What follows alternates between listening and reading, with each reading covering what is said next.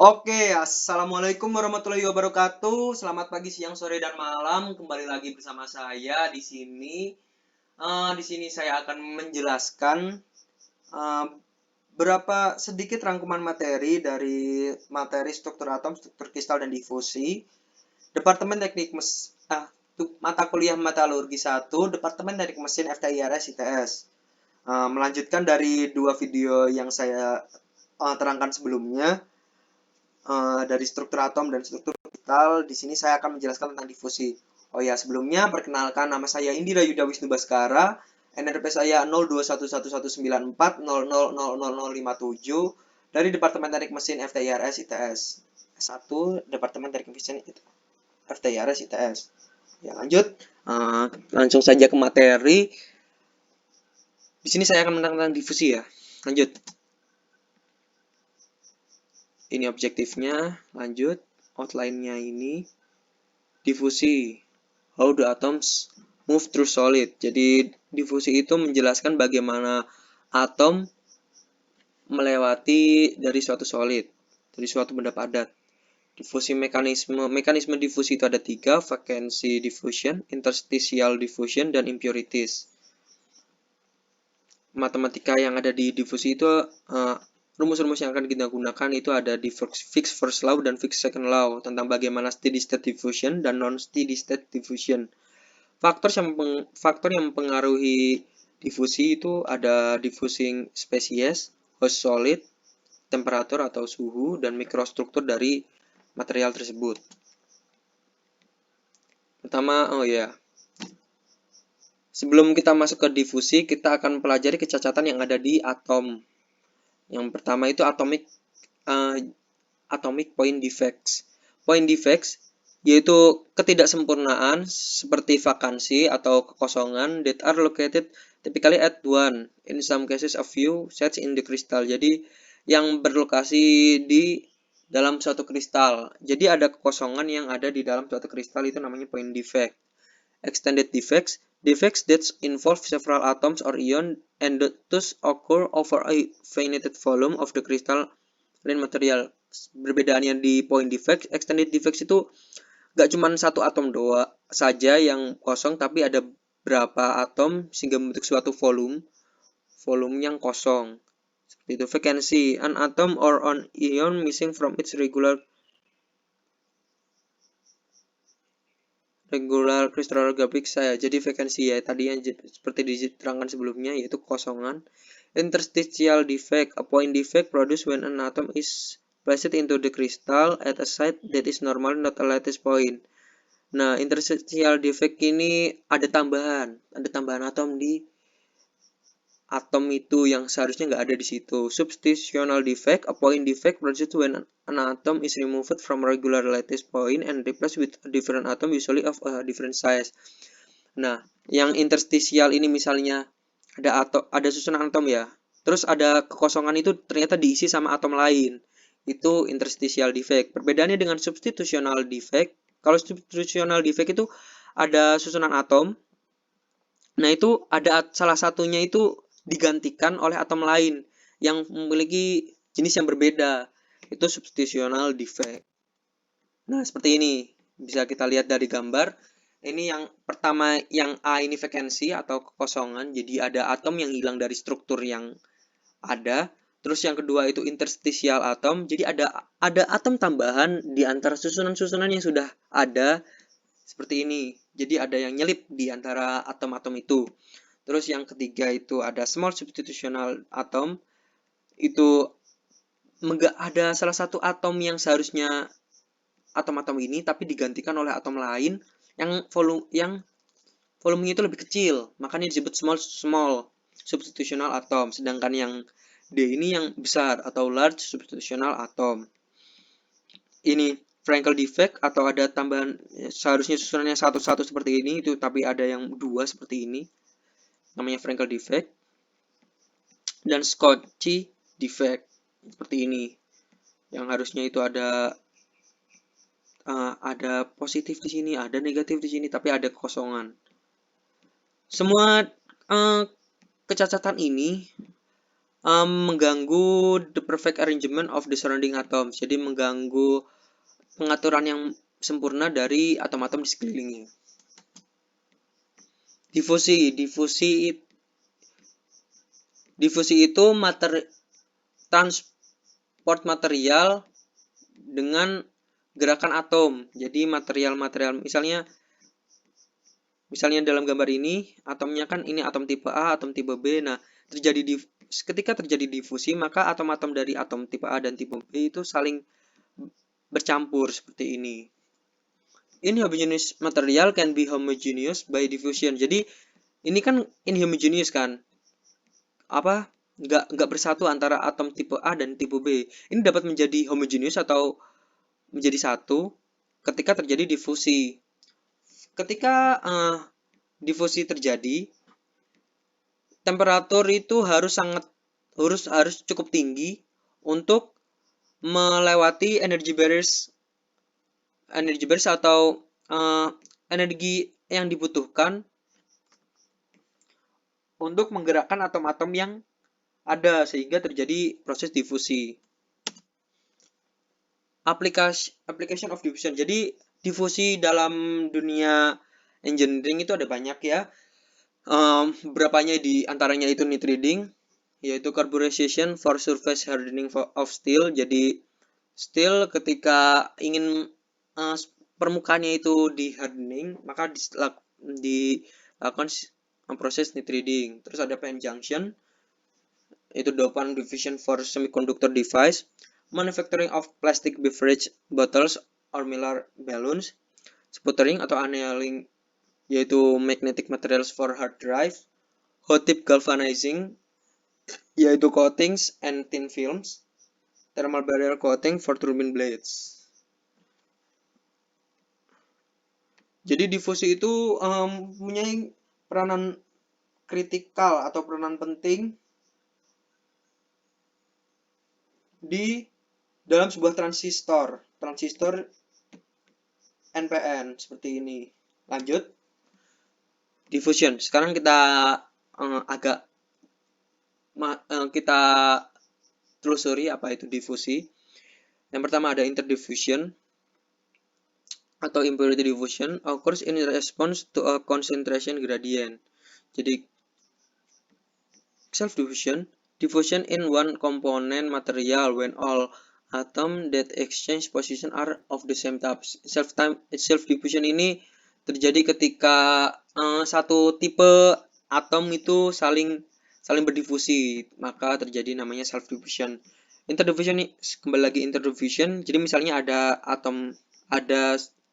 material copper, terus ada nickel.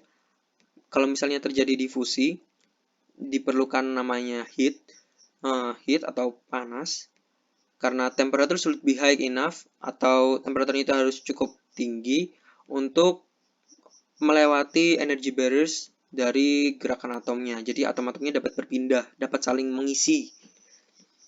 Nah, setelah terjadinya difusi, maka konsentrasi atom nikel dan copper itu seperti ini. Jadi dari paling pinggir ini masih banyak coppernya, tapi semakin ke sini itu semakin seperti ini. Jadi ada konsentrasinya 100 turun.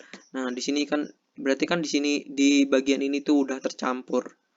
Sudah tercampur. Karena kenapa kok kita membutuhkan panas? Karena heat causes atoms to vibrate atau atom itu dapat bergetar. Vibration amplitude increase with temperature. Semakin tinggi temperatur, maka semakin besar vibrasinya. Melting occurs when vibration are sufficient to rupture bonds. Nah, meleleh itu terjadi ketika getaran itu are sufficient to rupture bonds. Cukup untuk menghancurkan ikatan yang terjadi. The process of substitutional diffusion requires the presence of vacancies. Proses untuk terjadinya namanya substitutional diffusion membutuhkan adanya vacancies atau kekosongan yang tadi. Vacancies give the atom a place to move. Karena vacancy yang ada itu akan memberikan ruang untuk atom agar dapat bergerak. Kita ingat-ingat kembali tentang Arrhenius equation atau rumus Arrhenius. Di sini itu untuk mencari tahu persamaan dari vacancies atau NV. Ini dapat dilihat dari rumusnya, N0 eksponen min Q per KT. Jadi di vacancy ini dipengaruhi oleh T. T itu suhu. Jadi temperatur juga sangat berpengaruh di sini. Karena semakin tinggi T, number of vacancies-nya maka akan semakin tinggi pula dan energinya pun semakin tinggi. So, jadi ketika semakin tinggi T, difusi yang terjadi itu akan semakin cepat. Seperti itu. Diffusion mechanism atau mekanisme difusi, ada yang cell fusion, the random movement of atoms within an essential pure material, seperti yang saya jelaskan sebelumnya. Vacancy diffusion, diffusion of atoms when an atom leaves a regular lattice position to fill a vacancy in the crystal. Jadi ketika ada vacancy atau kekosongan, vacancy diffusion itu dapat terjadi karena atomnya itu bergerak atau atom migration. Di sini misalnya ada kosongan atau vacancy ya. Terus terjadi vacancy diffusion, maka atom yang di sini itu dapat bergerak ke sini. Maka terjadi vacancy migration seperti itu. Terus interstitial diffusion, diffusion of small atom from one interstitial position to another in the crystal structure. Kalau interstitial tadi kan kita tahu dari interstitial itu ada atom yang nyelip di antara sini gitu ya, di antara ruang kosongnya. Nah, itu dapat berpindah ke ruang kosong lainnya, maka terjadi interstitial diffusion. Ini dapat dilihat di sini. Jadi proses-proses yang terjadi di difusi dari atom koper atau tembaga ke nikel. Jadi kopernya itu randomly atau secara acak terdistribusi di bagian-bagian nikel. Nah, ketika sebelum terjadi difusi kan dari sini kan kita lihat kehadiran dari atom Cu itu dari sininya itu banyak, terus di sininya sama sekali nggak ada. Nah, terus ketika terjadi difusi, maka akan sedikit demi sedikit atom-atom dari Cu itu masuk ke dalam atom-atom nikel. Maka konsentrasinya pun akan semakin berkurang. Nah, di titik tertentu, maka ketika difusinya sudah selesai, maka antara atom copper dan nikel itu sudah saling menyampur sempurna, maka garisnya itu akan seperti ini. Jadi, konsentrasinya itu akan sama di setiap tempat, dan difusinya itu sudah berhasil. Lanjut, vacancy diffusion. Sedangkan vacancy diffusion itu kan atom bergerak di kekosongan yang ada di vacancy. Atoms are constantly in motion and vibrating. Change of atom position requires vacant site. Jadi ketika terjadi vacancy diffusion, maka atom-atom ini kan akan terus bergerak in motion and vibrating. Jadi akan terus bergerak dan bergetar gitu ya. Nah, change of atomic position requires. Jadi ketika atom bergerak itu membutuhkan vacant site atau kosongan ini, membutuhkan vacant site ini, dan energi to break atomic bonds. Jadi di sini kan terdapat ikatan-ikatan. Nah, untuk bergerak itu dia membutuhkan energi seperti itu. Jadi, nah, dapat dilihat di gambar ini. Di sini itu atomnya bergerak ke sini, jadi motion of atomnya itu ke sini. Sedangkan motion of vacancy atau pergerakan dari kekosongannya itu ke arah sini. Karena dari pertamanya kan di sini.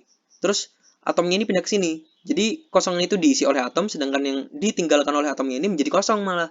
Di motion pergerakan dari kekosongan itu ke arah ke sini. Terus dua jenis dari mekanisme difusi, yaitu ada vacancy diffusion yang sudah barusan saya jelaskan dan interstitial diffusion yang akan saya terangkan selanjutnya. Movement of vacancy in one direction is equivalent to atomic movement in the opposite direction. Jadi pergerakan dari, ya seperti yang saya jelaskan sebelumnya, pergerakan dari atom itu berkebalikan dengan pergerakan dari vacancy-nya. Lanjut, ini interstitial diffusion. Interstitial atom moves from one interstitial site to another empty. Jadi misalnya di sini itu kan ada interstisial yang tadi saya jelaskan, di sini ada atom yang nyelip di antara kekosongan antara atom-atom yang terstruktur. Nah, atomnya ini bergeser, pindah ke kosongan ruang kosong kecil di sini yang dapat diisi oleh atom kecil ini. Nah, energi dibutuhkan juga untuk melewati sini, karena di sini kan dia itu besar kan, ruangan kosongnya itu besar pertamanya. Tapi ketika melewati di sini kan ruangannya kecil. Jadi perlu energi untuk istilahnya menekan atomnya agar dapat pindah ke sini gitu. Biasanya lebih cepat karena because many more empty interstitial state and no vacancy are required. Jadi biasanya kan di struktur atom itu banyak interstitial set atau kekosongan interstisial, sedangkan di interstitial diffusion tidak diperlukan namanya vacancy atau kekosongan atom. Lanjut. Activation energy for diffusion. Jadi difusi itu membutuhkan aktivasi energi. Diffusion couple, a combination of elements involved in diffusion studies. Jadi ketika atom berpindah dari titik sini ke vacancy-nya yang ada di titik sini, dia itu membutuhkan activation energy agar dapat berpindah, karena atom-atom yang akan berpindah itu membutuhkan energi. Kalau yang di vacancy itu untuk melepaskan ikatan atomnya antara atom-atom di sekelilingnya, sedangkan untuk yang interstisial itu untuk menekan dia biar bisa lewat dari celah yang kecil ini, dari sini terus ke celah kecil ini baru bisa keluar di sini.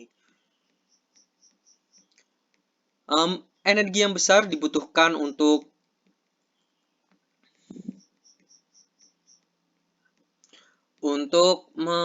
squeeze atom past one another during diffusion. This energy is the activation energy key. Generally, more energy is required for a substitutional atom than for an interstitial atom. Jadi, untuk activation energy, untuk yang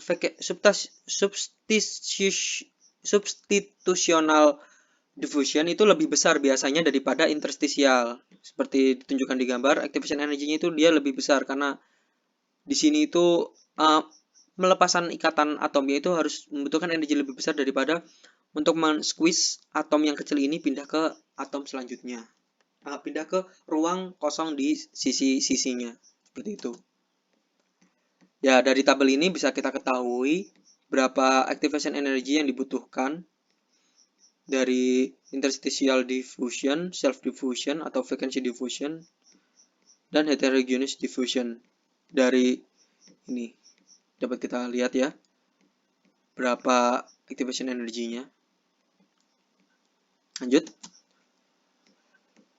Ya, selanjutnya saya akan menerangkan tentang Fick's first law, tentang seberapa cepat difusi akan terjadi. Fick's first law itu merupakan rumus yang menghubungkan antara flux atom dengan difusi ke difusi. Maksud saya ulangi ya.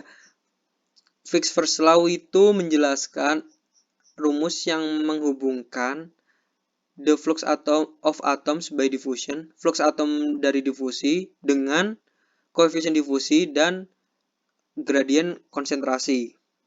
Apa yang dimaksud dengan difusi, koefisien difusi itu atau D yang biasanya disebut dengan D itu temperature dependent coefficient. Jadi sebuah koefisien yang bergantung terhadap temperatur related to the rate at which atom, ions, or other species diffuse, yang menghubungkan bagaimana atom, ion, atau other species dapat berdifusi. Sedangkan gradien konsentrasi itu the rate of change of composition. Jadi seberapa cepat kurva dari perubahan komposisi dengan jarak in non-uniform material. Jadi di material yang tidak uniform. Typically expressed as atoms per centimeter kubik kali centimeter or at percent per centimeter. Nah, ini seperti ini. dapat kita lihat, the flux during diffusion is defined as the number of atoms passing through a plane of unit area per unit time. Jadi flux ketika difusi didefinisikan sebagai jumlah atom melewati sebuah luasan atau area per satuan waktu, seperti itu. Ini untuk Fick's first law, jadi dia itu menghubungkan tentang bagaimana proses difusi itu terjadi dengan kecepatannya. Dapat kita lihat persen atom A awalnya itu masih penuh, terus ini delta X-nya, jaraknya, terus ini konsentrasinya. Ya, seperti kita jelaskan sebelumnya. Ilustrasi of the concentration gradient. Nah, ini ilustrasi bagaimana gradien konsentrasi yang sudah kita jelaskan sebelumnya. Concentration gradientnya itu seperti ini, jadi DC itu yang ini, seperti ini. Ini kan delta C. Delta C kalau semakin kecil kan menjadi DC. Nah, delta X-nya itu yang ini, jadi seperti ini. Itu namanya concentration gradientnya. Nah, Fick's law itu rumusnya seperti ini. J sama dengan min D dC per dx.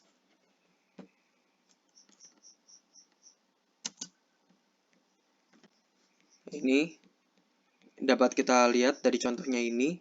Mungkin teman-teman bisa baca. Seperti itu. Jadi J itu fluxnya dari suatu dari Fick's law-nya itu. Saya kembalikan ya. Mungkin teman-teman bisa baca. Solusinya seperti ini. Lalu selanjutnya ada faktor yang mempengaruhi difusi. Yang pertama itu ada temperatur dan koefisien difusi. Terus tipe difusinya juga mempengaruhi, yaitu volume difusi, grain boundary diffusion, surface diffusion. Jadi tipe difusinya itu juga mempengaruhi. Waktu juga mempengaruhi. Dependence on bonding and crystal structure, ketergantungan terhadap ikatan dan kristal strukturnya. Dependence on concentration of diffusion species and composition of matrix, ketergantungan terhadap konsentrasi of diffusion species dan komposisi dari matriksnya. Ini diffusion coefficient as function of temperature. Jadi koefisien difusi sebagai fungsi dari temperatur. Koefisien difusi itu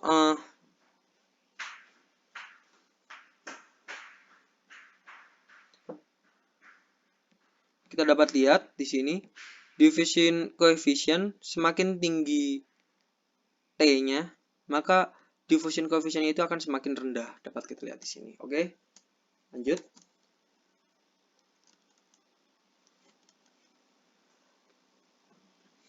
Dapat ini juga sama. Diffusion selanjutnya, diffusion in ionic compounds. Diffusion in ionic compounds, anions can only enter other anion sites. Smaller cations tend to diffuse faster. Jadi diffusion in ionic compounds itu seperti ini.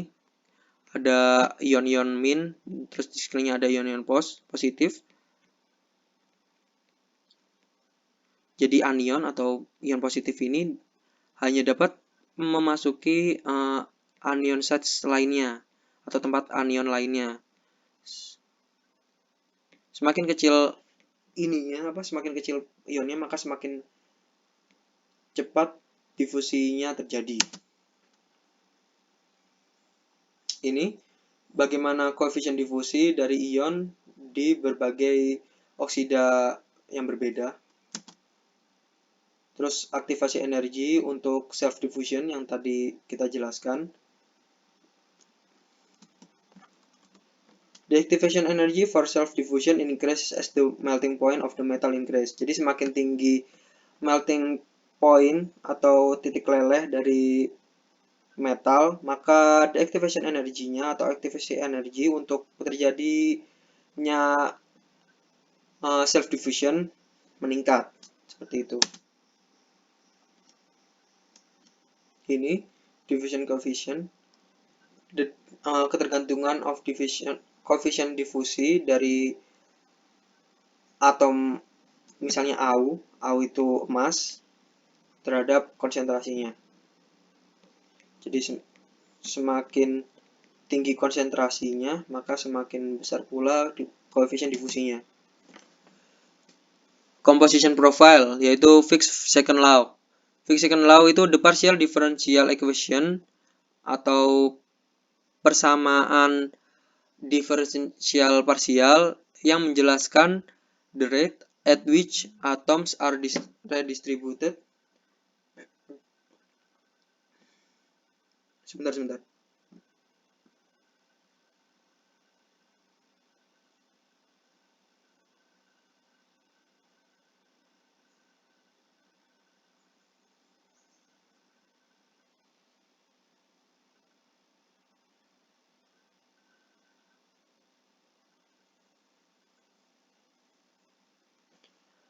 The partial differential equation atau persamaan diferensial parsial yang menjelaskan tingkatan di mana atom are redistributed atau terdistribusi kembali dalam material dengan difusi. Di material dengan difusi. Interdiffusion, diffusion of different atoms in opposite direction. Jadi difusi dari atom yang berbeda di arah yang berbeda pula. Kirkendall effect, physical movement of an interface due to unequal rates of diffusion of the atoms within the material, atau pergerakan fisik dari interface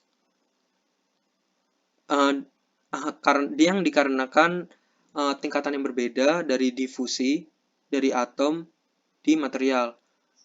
Terus ada juga purple plague, formation of voids in gold aluminium, formasi dari ruang hampa di gold aluminium atau aluminium emas, wells due to unequal rates, yang dikarenakan ketidakseimbangan tingkatan difusi dari dua atom.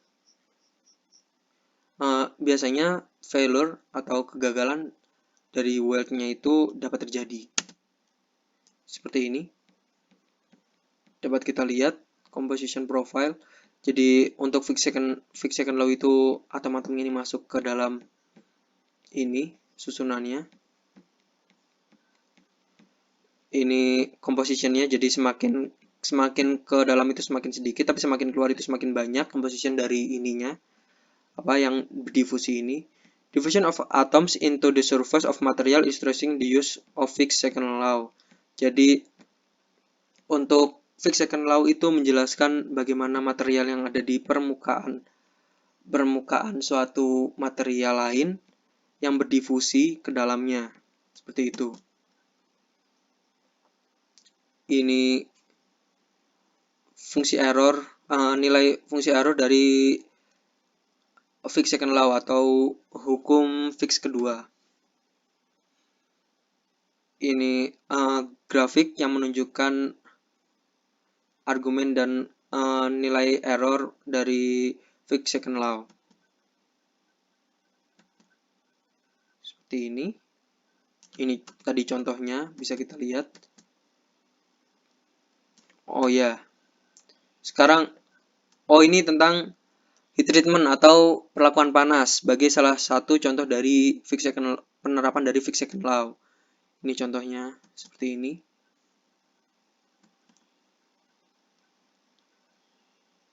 Nah, ini contoh dari proses difusi dan proses yang ada di material yang dapat kita gunakan, yang biasanya digunakan, dapat kita lihat di sini.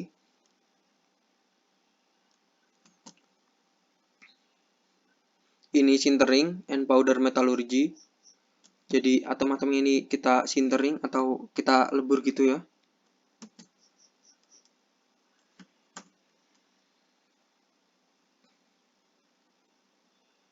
Jadi atom-atomnya yang ini itu berdifusi.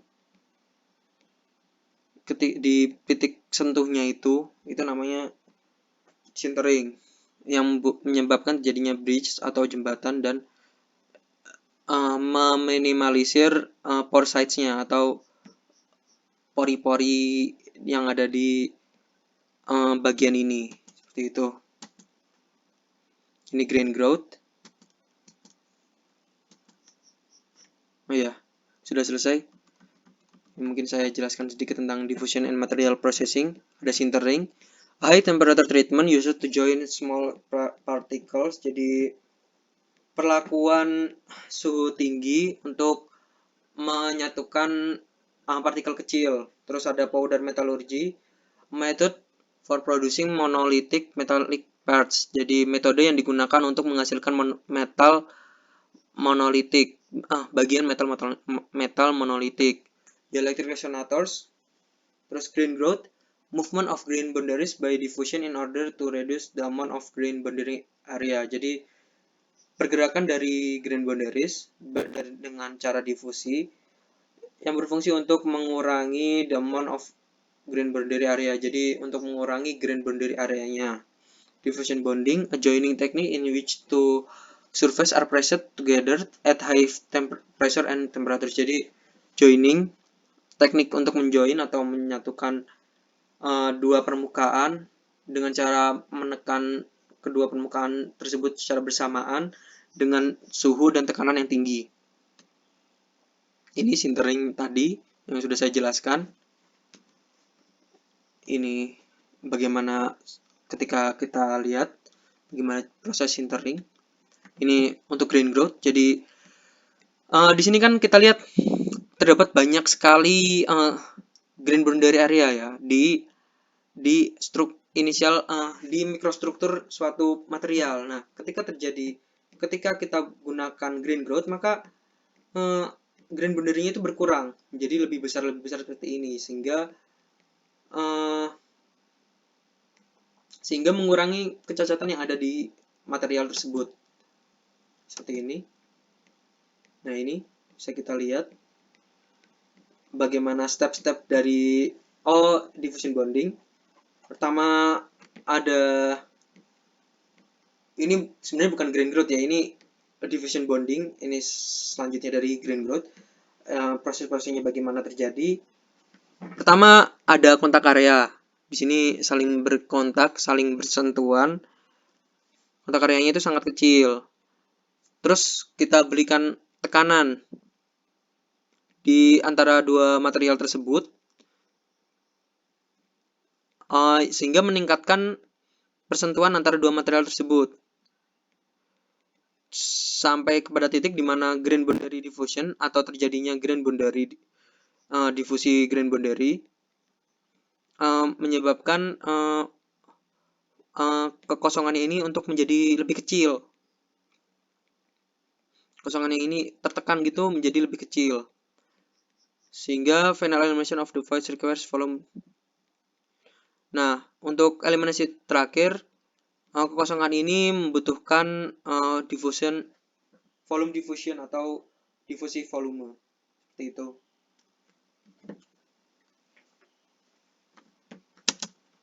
Ya udah selesai. Mungkin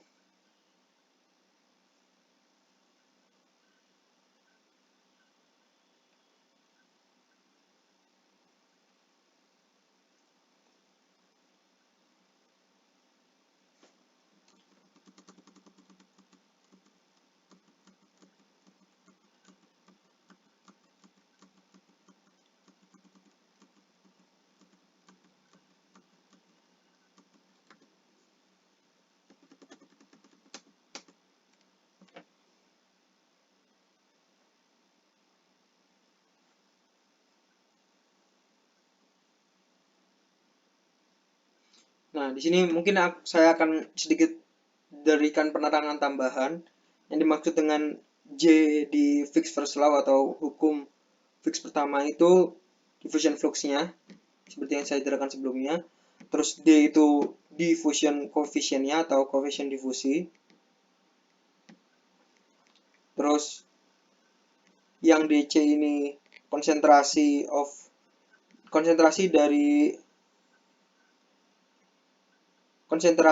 dari yang mana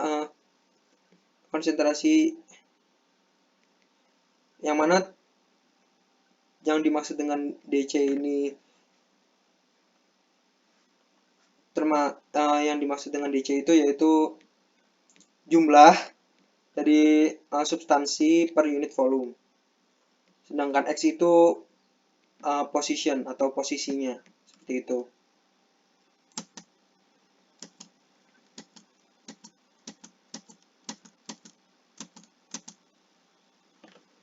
Sedangkan untuk Fick second law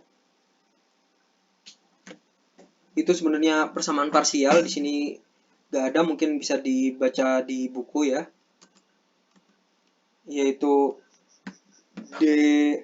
dc per dt sama dengan sama dengan saya ulangi, untuk Fick second law itu dc per dt sama dengan dc kuadrat per dx kuadrat, seperti itu. Mungkin yaitu untuk Fick second law. Jadi perbedaannya terlihat jelas ya dari rumusnya pun. Kalau yang Fick second law itu dc per dt.